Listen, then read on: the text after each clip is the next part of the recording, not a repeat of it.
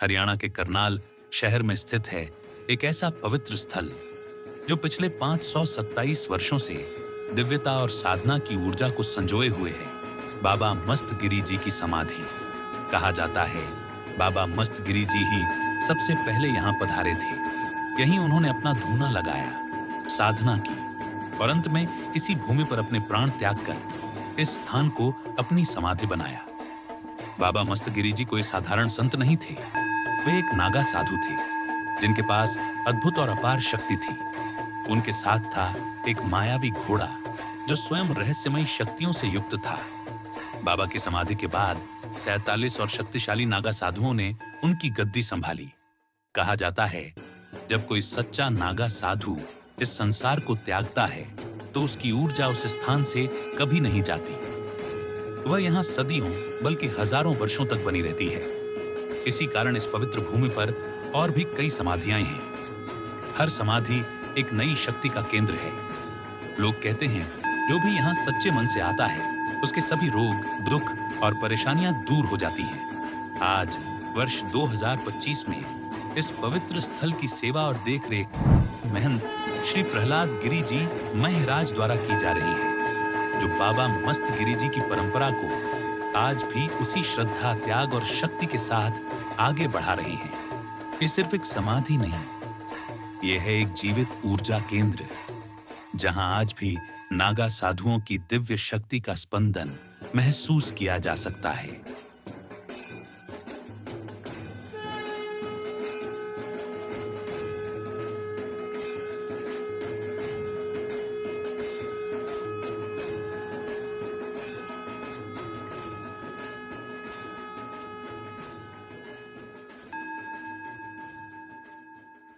527 साल पुरानी यहाँ पर नागा समाधि है। बाबा मस्तगिरी जी महाराज ने यहाँ पर बड़ी कठोर तपस्या की। जब तक यहाँ पर टोटल 47 समाधियां उनमें ऐसा क्यों है कि इन्हें समाधि भी दी जाती है? 100 साल के बाद भी वो समाधि चेतन रहती है। मतलब महात्मा कभी है ना मरते नहीं। कारण ये कि आप जितने दिन मर चुके हो, हवा में नहीं चलता है ऐसे, मतलब मायावी घोड़ा था। अब उनकी वाणी सिद्ध हो गई। उन्होंने कह दिया जा बेटा ये हो जाएगा, वो सिद्ध हो। भगवान ने कभी दर्शन नहीं दिए भाई। तपस्या करने से भोलेनाथ ने हमें दर्शन दिए या माँ भगवती ने हमें दर्शन दिए? नहीं, दर्शन नहीं। काली माँ की शक्ति है मेरे पास भगवान की शक्ति है। वो है तो छोटे मोटे तांत्रिक। क्या उनके सच में भगवान की होती है या आत्माएं होती है उनके पास?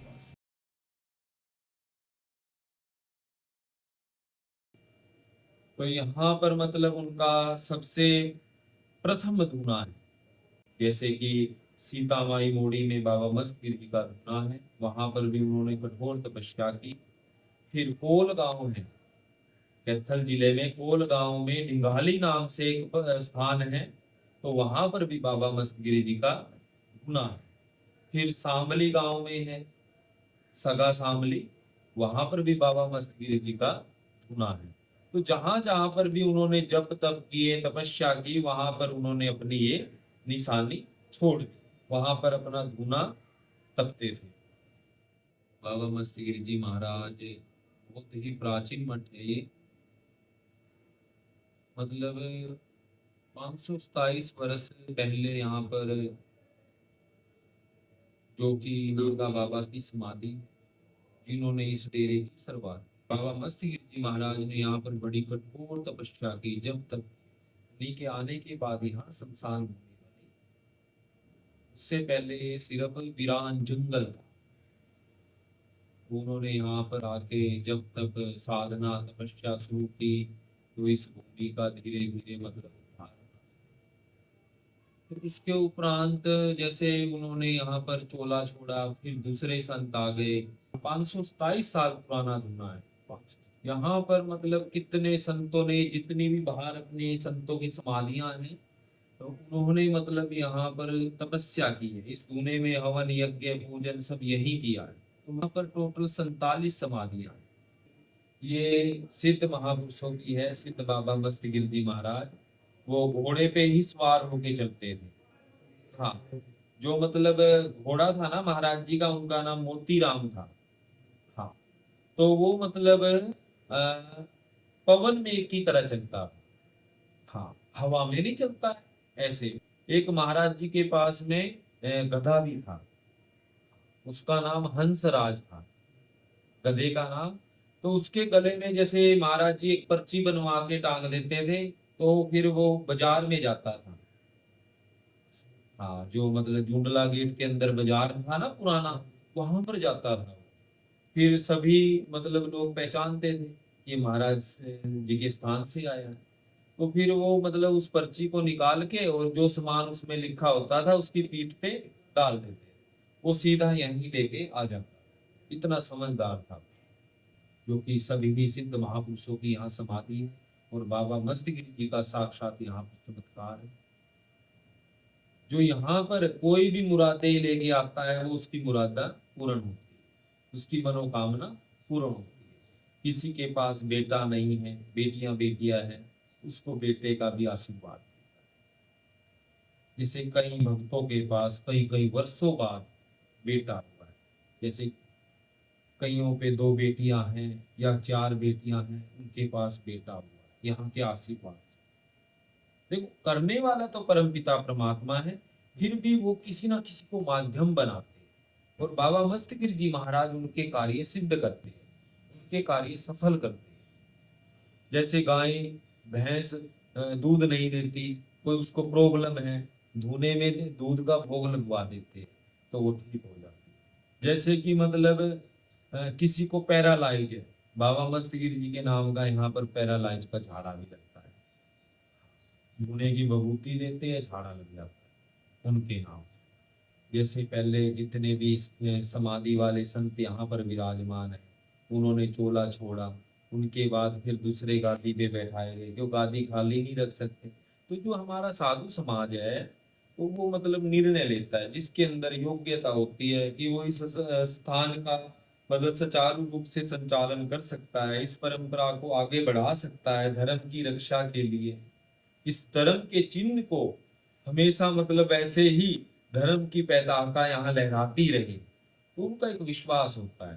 तो उस विश्वास के आधार पे इस गद्दी पे उनको महंत के रूप में विराजमान करते हैं, फिर वो सारी रेख देख जुम्मेवारियां उसकी होती है। ऐसे फिर जैसे कि पहले बाबा मस्तगिर जी महाराज हुए, फिर मस्तगिर जी महाराज के गुरु जी हुए बाबा बुद्धगिरी जी महाराज, फिर बाबा धूमगिरी जी महाराज हुए, बाबा कृष्णानंद गिरी जी महाराज हुए।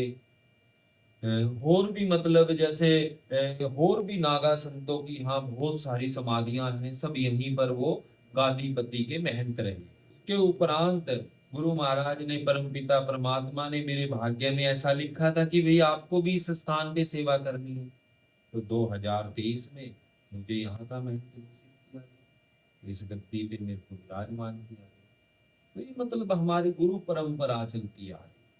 थोड़ा सा हमारे दर्शकों को बताइए कि नागा साधु कौन होते हैं, इनको अभी उतना नहीं पता कि उनके आसपास भी यहाँ करनाल में, हरियाणा में इतनी बड़ी पवित्र और शक्तिशाली जगह, लोगों को अभी तक ये नहीं पता कि ये एक नागा साधु है। तो एक नागा साधु कौन होते हैं, उसके बारे में थोड़ा बताइए। मतलब जो स्वयं अपना कर्म स्वयं करता है, क्या वो दूसरे पे निर्भर नहीं रहता। हाँ, हर कर्म वो जो भी अपना उसका कर्म है वो स्वयं ही करता है, क्या वो दूसरे के अधीनता में नहीं रहता। अपना स्वयं अपना कर्म करना, ठीक है, और निर्वस्त्र रहना, मतलब शरीर पे भस्मी रवाना, एक मतलब उसने घर परिवार कुटुंब कबीला हर चीज का परित्याग कर दिया है। सबका परित्याग करके फिर जैसे कि गुरु के शरण में जाते, गुरु की शरण में जाने के बाद फिर मतलब सन्यास जब धारण करते हैं, गुरु महाराज से दीक्षा लेते हैं, तो मतलब हमारे जीते जी पिंडदान हो जाते हैं। जैसे कुंभ मेला सुना है आपने, जैसे कि प्रयागराज में कुंभ मेला लगता है, हरिद्वार में लगता है, नासिक में लगता है, फिर अपने उज्जैन में लगता है। तो ऐसे 3 जगह पर मतलब संन्यास दिया जाता है, हरिद्वार कुंभ मेले में, और प्रयागराज महाकुंभ में, और उज्जैन अवंतिका नगरी। तो जिस समय मतलब गुरु महाराज दीक्षा देते हैं, संन्यास देते हैं, तो वहां पर मतलब जीते जी हमारे पिंडदान हो जाते हैं। मतलब पिंडदान ये कि आप जितने भी मर चुके हो हाँ संसार के लिए। हाँ, संसार के लिए हमारे लिए मतलब सब शून्य है। हाँ, सब मिथ्या है। प्रक्रिया होती है, आप मतलब नागा साधु सिर्फ वहाँ कुंभ में ही बनाई जाती है। हाँ हाँ, कुंभ मेले में जितनी भी मतलब नागा साधु की प्रक्रिया होती है, वहां पर जैसे कि मतलब संस्कार होता है, ठीक है। फिर जो भी यज्ञ हवन के द्वारा फिर यज्ञोपवीत धारण कराते हैं, दंडी स्वामी बनाते हैं पहले, फिर उसके उपरांत गंगा स्नान करते हैं। 24 घंटे की प्रक्रिया चलती है। तो 24 घंटे में मतलब फिर सुबह सुबह मतलब रात्रि को जैसे लगभग 2-3 बजे का समय होता है। फिर गंगा स्नान 108 है, मतलब डुबकियां लगानी होती है वहां। 108 डुबकी लगाने के बाद फिर जाके मतलब जो हमारे मतलब अखाड़े के आचार्य होते हैं, फिर वो मतलब जितने भी नए सन्यास धारण कर रहे हैं उनको दीक्षा देते हैं। खड़ा मतलब जैसे मतलब अखाड़ा हमारा जैसे संस्था होती है, या फिर कोई जैसे कि संगठन होता है, ऐसे हमारी ये संस्था है जूना अखाड़ा। हाँ, श्री पंचदश नाम जूना अखाड़ा। हाँ, मतलब एक ही अखाड़ा है नहीं, 7 अखाड़े हैं। जैसे कि श्री पंचदश नाम जूना अखाड़ा, श्री पंचदश नाम अग्नि अखाड़ा, श्री पंचदश नाम अवाहन अखाड़ा, श्री पंचदश नाम आनंद अखाड़ा, श्री पंचदश नाम अग्नि अखाड़ा, श्री पंचदश नाम ये क्या नाम अटल अखाड़ा। ऐसे मतलब 7 अखाड़े हैं। जो सुना है कि जो नागा साधु होते हैं वो निर्वस्त्र रहते हैं, हाँ नग्न रहते हैं। वो वैसे तो बहुत कम शहरों में गांव में देखने को मिलते हैं, तो वो इसीलिए रहते कहाँ पे हैं? ऐसा नहीं है कि भाई वो मतलब गांव में या इधर नहीं आते। जैसे मैं भी एक नागा हूं। एक समाज की गरिमा को ध्यान में रखते हुए हम वस्त्र दान रखते, ताकि ये जैसे आश्रम है, आश्रम में अपने को रहना है, तो समाज के तरीके से उस मान मर्यादा को साथ में लेके ही चलना हो। तो यहाँ पर सभी माताएं भी आएगी, बहनें भी आएंगी, सभी बच्चे भी आएंगे। उन मर्यादाओं को ध्यान में रखते हुए इसलिए हम वस्त्र धारण करते हैं। वैसे नागा साधु हिमालयों में भी जब तप करते हैं, कंदराओं में, गुफाओं में। कई लोगों ने वही सुना है कि जो हाँ नागा साधु हैं, वो वहीं पे ही हिमालय में ही रहते हैं। लोगों को ये नहीं पता कि यहाँ पे भी आप उनके दर्शन कर सकते हैं। अब जैसे कि हम इस स्थान पे रहते हैं, यहाँ पर भी उस समय जब यहाँ पर बाबा मस्तगिरी जी महाराज विराजमान हुए, तब यहाँ पर वीरान जंगल था। अब धीरे धीरे जैसे जैसे आबादी बढ़ती जा रही है, तो वैसे वैसे अपना उस स्थान को मतलब वो शहरों में गांव के बीच में आ गए। पहले कोई भी स्थान होता था ना, कोई मतलब धार्मिक स्थल होता था, वो मतलब गांव से बाहर ही होते थे, खेतों में, जंगलों में। तो आज वो मतलब जंगलों से शहरों में बदल गए। जो गांव से बाहर है वहां भी आबादी क्षेत्र आ गया, तो जनसंख्या बढ़ती जा रही है। वो ये कि हम शहरों की तरफ नहीं गए, शहर ही हमारी तरफ आ हमारी गए। तरफ है। अब लोगों को ये भी एक अघोरी होते हैं और एक नागा साधु होते हैं। हाँ, इन दोनों में क्या डिफरेंस होता है?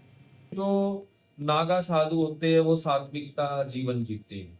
हाँ, वो सूक्ष्म साधना करते हैं, परम पिता परमात्मा की भक्ति करते हैं, जप तप करते हैं, तपस्या करते हैं। जो अघोरी है वो अघोर क्रिया करते हैं, वो तामसी होते हैं। मतलब मांस मंदिरा का भी उन्होंने सेवन कर लेना। पर जैसे नागा सन्यासी ऐसा नहीं कर सकते। मतलब नागा साधु धर्म के लिए, सनातन धर्म के लिए है, लेकिन अघोरी जो है वो तंत्र मंत्र विद्याओं के लिए हाँ, होता है। उनका धर्म से कोई वो अपनी तंत्र साधना में विलीन रहते हैं। बाकी जो नागा सन्यासी है वो अपनी धर्म की रक्षा के लिए तत्पर है। क्योंकि मैंने बहुत सारे ऐसे बंदे देखे, इवन वीडियोस में भी देखा है कि वो अघोरियों को भी मत्था टेकते हैं और सनातन धर्म को रिलेट करते हैं। तो इसको मिथ्या को थोड़ा सा और एलोबरेट करके दूर देखो करिए। वह तंत्र मंत्र जो भी है तो ये मतलब सब अपने सनातन धर्म से ही रिलेटेड। है ना। पर जो मतलब नागा सन्यासी है ना, हमारे जो जगत गुरु शंकराचार्य जी महाराज हुए, भगवान दत्तात्रेय जी हुए, भगवान दत्तात्रेय जी की ये परंपरा है। जगत गुरु शंकराचार्य जी महाराज ने एक ये नागा भोज तैयार की, किसके लिए कि जिस समय मतलब मुगलों का राज था, बड़ा अत्याचार हो रहा था, पूरी पृथ्वी पे हाहाकार मच रही थी, तो फिर एक नागा भोज इसलिए तैयार की गई थी कि अपने प्राणों को भी मतलब उन्होंने, कोई ऐसा भय नहीं है, प्राण भी निकल जाए तो उनको कोई भय नहीं है। हाँ, मारने और मरने के लिए वो मतलब एक जैसे काल का रूप नहीं होता है, विकराल रूप धारण किया था।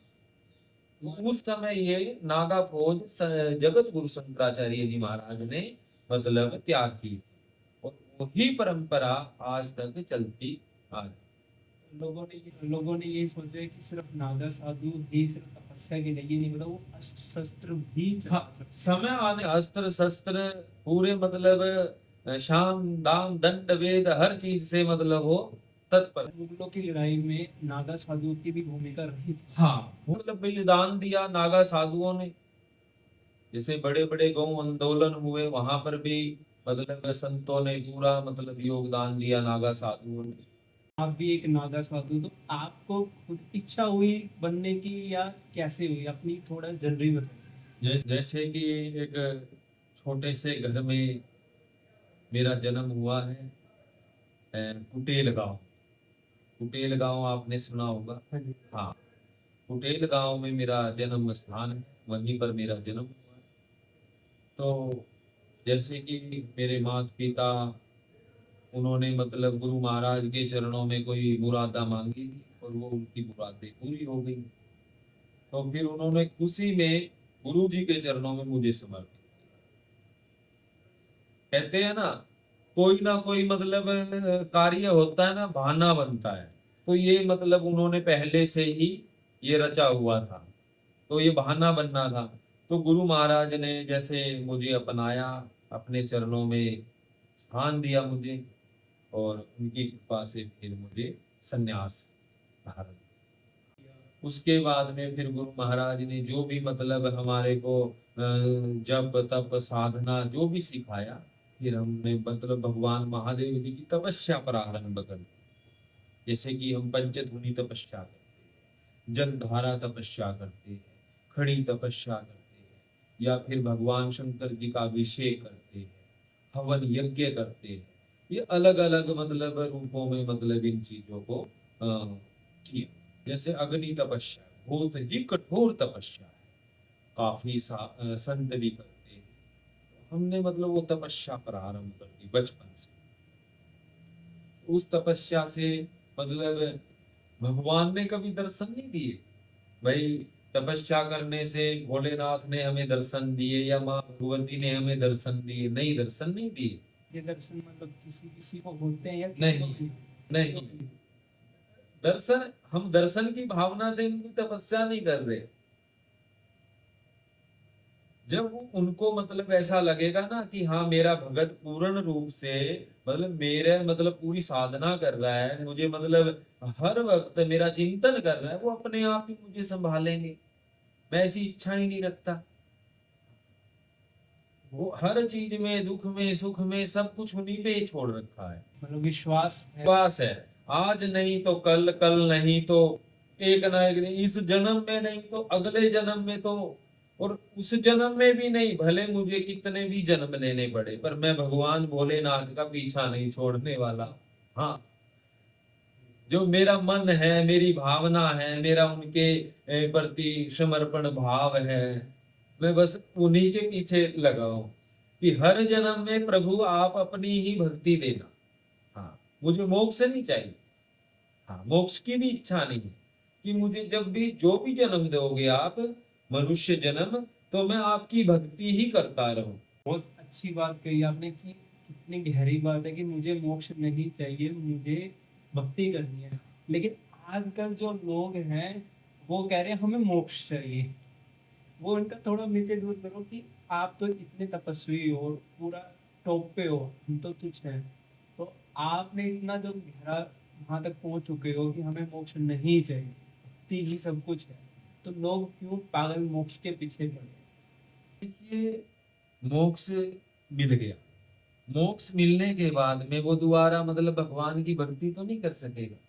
मोक्ष यानी ये जो संसारिक जो चक्र हाँ, है बार बार जन्म मरण से वो मुक्त हो गया है, मुक्त हो गया, फिर वो भगवान की भक्ति नहीं कर सकता है, भगवान का जप तप नहीं कर सकता है। और ये मनुष्य जन्म ऐसा है कि इसमें हम बार बार प्रभु को मतलब कितना भी जप तप कर लो वो भी बहुत कम है। लोग इसको कहते हैं कि ये बहुत गलत है, बार बार तुम जन्म ले रहे हो, मर रहे हो, ये गलत है, इससे बाहर निकलो, मोक्ष की तरफ जाओ। तो सही क्या चीज है? अब जो गलत होता तो फिर भगवान इस सृष्टि को क्यों रचते। एक छोटी सी बात है, कहते हैं आपने शादी कर ली, विवाह कर लिया, बीवी आ गई, बच्चे का जन्म हो गया, तो वो सब गलत है। जब गलत है तो उस भगवान ने इस चीज को बनाया क्यों, सोचने की बात है। जब गलत ही था तो बनाया क्यों, उन्होंने हमारे को क्यों जन्म दिया, एक सोचने की बात है। तो गलत कुछ नहीं है, गलत हमारे विचार है, गलत हमारी भावनाएं हो सकती है। एक नारी सदा ब्रह्मचारी, जो मतलब एक स्त्री के साथ अपने संबंध बना के रखता है, एक ही स्त्री में सर्व सर्व समर्पण रखता है, तो वो मतलब गलत नहीं है, क्योंकि वो उसके अंदर सत्यता है, उसने एक अटूट विश्वास किया उस पे, और उस पत्नी ने भी अपने पति पे अटूट विश्वास किया। जो उस विश्वास के साथ विश्वासघात किया जाए ना, वो गलत है। बाकी तो भगवान ने जो बनाया बड़ा सोच समझ के बनाया। अब देखिए, अब ये मनुष्य शरीर दिया है हमें भगवान ने, उन्होंने ही दिया है। अब देखो, कर्म करने के लिए दो हाथ दिए हैं, देखने के लिए दो नेत्र दिए हैं, सुगंध लेने के लिए मतलब उसका सुगंध लेने के लिए कोई फूल है या कोई भी चीज है, कोई वस्तु है, ये नासिका दी, किसी भी चीज का स्वाद चखने के लिए जीवा दी, होस्ट दिए, सुनने के लिए कोई अच्छी चीज, कथा सुनो, भागवत महापुराण, राम कथा, कुछ भी आप सुनो, उसके सुनने के लिए सुंदर कान दिए हैं, मतलब बल दिया है, बुद्धि दी है। इंसान जो मनुष्य शरीर बनाया है ना, बड़ा सोच समझ के बनाया परमात्मा। भगवान के नाम पे कहते हैं कि मेरे को शक्तियां हैं, काली माँ की शक्ति है मेरे पास, मेरे पास हनुमान की शक्ति है। वो है तो छोटे मोटे तांत्रिक, क्या उन पे सच में भगवान की होती है या आत्माएं होती है उनके पास? अब मैंने इतने वर्ष हो गए हैं तपस्या करते करते, भगवान शंकर जी की मैं साधना कर, मुझे तो अब तक भगवान ने कभी दर्शन नहीं दिया, ना मेरे अंदर कभी भगवान आए, ना हम बोलते हैं भाई हमारे अंदर भगवान है। हम तो एक छोटे से एक साधारण से उनके भगत हैं, एक तुच्छ। और जो व्यक्ति ने मतलब कई कई बच्चों को जन्म दे दिया और वो कह रहे कि मेरे में माता आ गई, तो भाई उसमें माता कैसे आ सकती है, आप ही बताइए। उनकी शक्ति ही बहुत है, वो झेल भी नहीं, इंसानी शरीर झेल नहीं सकता। मतलब ये मनुष्य शरीर उस शक्ति को नहीं झेल सकता है। हाँ, वो आभास करा सकते हैं, एक हमको अनुभूति हो सकती है, वो भी कठोर तपस्या करने से, कठोर साधना करने से। और ऐसा नहीं है दिन भर आप लोग पाप कर रहे हो, गलत कर्म कर रहे हो तो आपको भगवान कैसे मतलब आपके अंदर आ जाएगा, नहीं आ सकता, कभी नहीं आ सकता। ये सरेसर झूठ है, पाखंड है। और इस पाखंड से जितना भी लोग बच के रहेंगे उतना ही आनंद को प्राप्त होगा। एक तरीके से उन्होंने एक बिजनेस बना रखा। बिजनेस है। जो करते हैं लोगों की ना, बैठते हैं भविष्य बता देते हैं, उनके पहले दिमाग में क्या चल रहा है देख लेते हैं, क्या उन पे शक्ति होती है या किसी वो आत्माओं से वो लेते हैं? ये सब गणित का खेल है, कोई मतलब शक्ति नहीं है। शक्ति तो सिर्फ तभी ही प्राप्त होगी जब आप तपस्या करोगे, साधना करोगे, कठोर तपस्या करोगे।